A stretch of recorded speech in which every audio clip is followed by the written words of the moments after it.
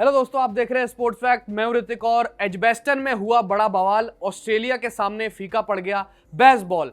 यहाँ पर बहुत बड़ी यहाँ पर जो है हार यहाँ पर दर्ज करनी पड़ी यहाँ पर इंग्लैंड को। जिस हिसाब से उन्होंने पूरा का पूरा क्रिकेट खेला, ये सब ओवर कॉन्फिडेंट हो गई थी पूरी की इंग्लैंड टीम के हम जीत जाएंगे। और जो है सोशल मीडिया पर खुद ही भारी पड़ गया बेसबॉल उनके ऊपर। और लगातार जो लोग हैं, पब्लिक है पूरी की पूरी सोशल मीडिया पर, ये इस बात की यहाँ पर चर्चा हो रही है कि ओवर कॉन्फिडेंस की वजह से यहाँ पर बेन स्टोक्स की टीम जो है इंग्लैंड हार गई और बेसबॉल जो है फीका पड़ गया यहाँ पर कम बॉल के सामने। अब कम बॉल कोई इधर उधर वाली चीज़ नहीं है। कम बॉल के मैं मतलब बताता हूँ, जैसे बेसबॉल है, ब्रेंडन मैकलम जो है उनसे बनाए बेसबॉल। यहाँ पर कम बॉल इसलिए बनाए क्योंकि पैट कमिंस का जो है उन्होंने CUM शुरुआत का निकाल लिया और साथ में कम बॉल, इस वजह से यहाँ पर जोड़ के कम बॉल ज़्यादा सबसे ज़्यादा यहाँ पर ट्रेंड कर रहा है। और जिस हिसाब से जो मीम्स बन रहे हैं और ट्रोल्स बन रहे हैं सोशल मीडिया पर, अगर मैं आपको बताऊं तो सबसे पहला यहाँ पर जो है बन रहा है वो ये है कि द बैट इज बेसबॉल। यहाँ पर आपको पता होगा जब पैट कमिंस ने विनिंग रन स्कोर किया ऑस्ट्रेलिया के लिए, 2 विकेट्स जीत गया ऑस्ट्रेलिया इंग्लैंड के खिलाफ पहले एशेज टेस्ट में, तो पैट कमिंस ने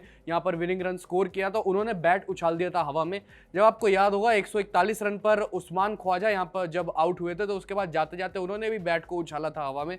तो कहीं ना कहीं ये 2 तस्वीरें यहाँ पर वायरल हो रही हैं और यहाँ पर उस चीज़ का, यानी कि वो जो 2 दृश्य हैं उन चीज़ों का यहाँ पर यही मतलब था साफ तौर पर कि सिर्फ एक बल्ला जो है बेसबॉल पर भारी पड़ गया। और लगातार यही ट्रेंड हो रहा है कि come ball defeated baseball, confidence beat over confidence. और उसके बाद यहाँ पर लोग हंस रहे हैं मीम बनाकर, बेसबॉल नीचे जो है इमोजीज लगा रहे हैं हंसने के, लिख रहे हैं हाँ हाँ हाँ और ऐसे करके, और नीचे लिख रहे हैं कई लोग के बेसबॉल इन द मड।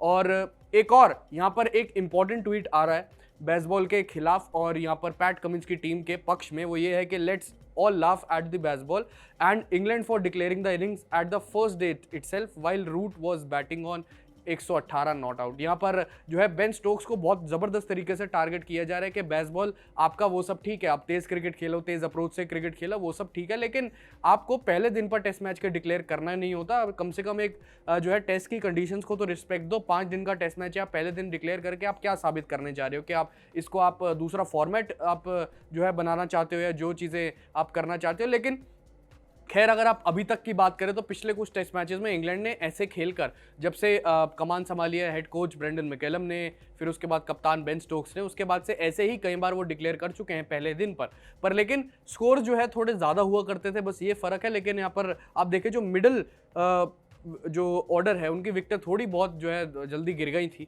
इस वजह से यहाँ पर स्कोर थोड़ा कम बना था। पहली इनिंग में इंग्लैंड का 393 पर डिक्लेयर कर दिया था। लेकिन बवाल ये यहाँ पर सामने आ रहा है कि जो रूट खड़े थे उनके साथ एक टेल एंडर खड़ा था, तो जो रूट तो खड़े थे एक सेट बल्लेबाज 118 नॉट आउट पे, तो उनको तो कम से कम बल्लेबाजी करने देते, 20 25 30 रन और बन जाते तो अभी तक रिजल्ट हो सकता था कुछ और हो। यहाँ पर ये हो रहा है।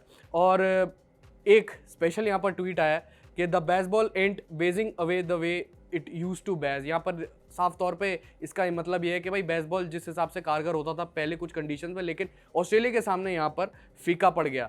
पर लेकिन स्टुअर्ट ब्रॉड की तारीफ करनी होगी। खैर, जेम्स एंडरसन की भी अगर आप देखें तो गेंदबाजी में इतनी खास लय नहीं दिखी, और स्टुअर्ट ब्रॉड की तारीफ करनी होगी। इंग्लैंड की इस बात में यहाँ पर तारीफ है कि उन्होंने आखिरी वक्त तक जो है घुटने नहीं टेके और मेहनत लगातार करते रहे। पर लेकिन जो फील्ड सेटिंग की बात करें, पैट कमिंस शुरुआत में जब थे, नेथन लायन जब नए नए क्रीज पर आए थे, तब मुझे लगता है कि थोड़ी सी अटैकिंग फील्ड ज़्यादा रखनी चाहिए थी, फील्डर्स थोड़े से क्लोज इन रखने चाहिए थे, और जो है आपको सर्कल के बाहर सिर्फ और सिर्फ कैचिंग के लिए प्रोटेक्शन रखनी चाहिए थी। और मुझे लगता है कि इस वजह से हो सकता था डोमिनेट हो पाए, जो कि आप देखें कि ओली पोप को बाद में शॉर्ट लेग पर लाया गया फास्ट बॉलर के अगेंस्ट। अगर यही पहला शुरुआत में आ जाते और अब देखिए सिली पॉइंट आ जाते कमिंस और लाइन के सामने, तो मुझे लगता है ज़्यादा कारगर हो सकते थे। हो सकता था कि विकेट मिल जाए, क्योंकि बाउंसर्स पे जब ओली रॉबिन्सन ने भी लेट बाउंसर डालनी शुरू करी, आप बात करें स्टुअर्ट ब्रॉड की, उन्होंने भी लेट बाउंसर्स डालनी शुरू करी शॉर्ट लेंथ पर गेंदबाजी, तो मुझे लगता है 2-3 जो है किनारे लगते तो वहां पर जरूर कैचेस आती। आपकी क्या राय इस बारे में? और आप क्या समझते हैं ऑस्ट्रेलिया के पहले टेस्ट में एशेज के जीत से, उसके बारे में कमेंट सेक्शन में जरूर बताएं। और फिलहाल अभी के लिए इस वीडियो में